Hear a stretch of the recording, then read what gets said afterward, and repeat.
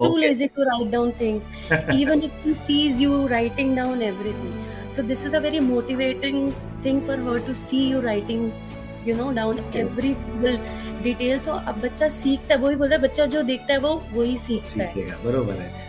अभी कल वही आपका लिस्ट जो भी आपका आई थिंक होमवर्क था, I was right behind her कि बेटा but I want them to go through that experience कि कभी भी कुछ भी है ना, आउट ऑफ सिलेबस भी आ गया, थोड़ा डिफिकल्ट लेवल भी आ गया, they should be mentally prepared, है ना? So, राइट जो राइट जो अगर कंफर्टेबल लेवल दे दिया तो ठीक है, that they will do it, they will, all that is fine, but उनको सिखाना अगर है तो एक्सपीरियंस से ही सीखेंगे। तो जब एक पेपर थोड़ा सा डिफिकल्ट सेट किया तो then their mind will open up. अब यहाँ जो इम्पोर्टेंट रोल ये आता है कि अगर हमने थोड़ा ऐसा किया and if the child starts taking it negatively, अरे मेरे को तो ये करना ही नहीं है, I am not interested, demotivate हो जाते हैं।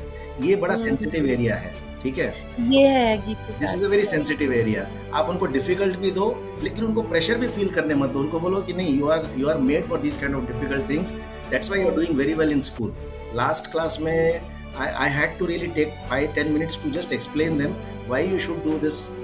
Yes, I was there. I was there. So I really wanted them to feel motivated कि हम जो कर रहे हैं वो दूसरों से हम बेटर कर रहे हैं, हम बड़ा कर रहे हैं, है ना? But sometimes, sir, what I feel is मुझे लगता है कि I got little late in joining your classes. I feel so good because you are so motivating. Otherwise, as a teacher, आप एक एक चीज जैसे बताते हो, I sometimes feel I go onto that guilt trip कि अरे बच्चे को पहले क्यों नहीं यहाँ भेजा? नहीं, वो that way I think Geet is definitely doing well.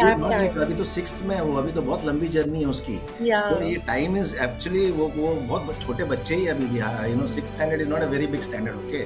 तो इसलिए आपको वो सोचने की जरूरत ही नहीं है।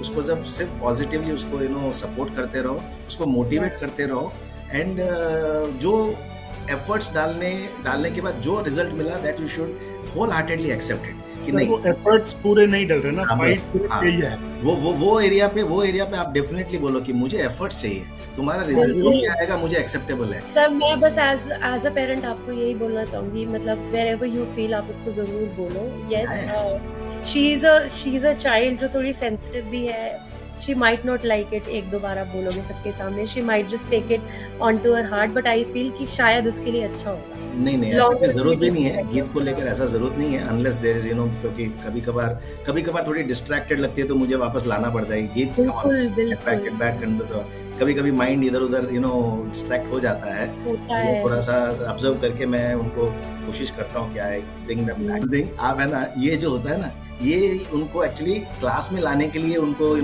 ट्रस्ट में, अभी इसके पहले जो मीटिंग थी, वो पेरेंट ये कह रही है कि वो उसके दूसरे ट्यूशंस के लिए अगर मैं बोलूँ तो वो मना करता है, लेकिन आई माइंड्स के लिए तो दे आर लाइक कि हमको आई माइंड्स क्लास में जाना है। So मैं actually even I enjoy your classes, sir. मैं actually I sit next to her.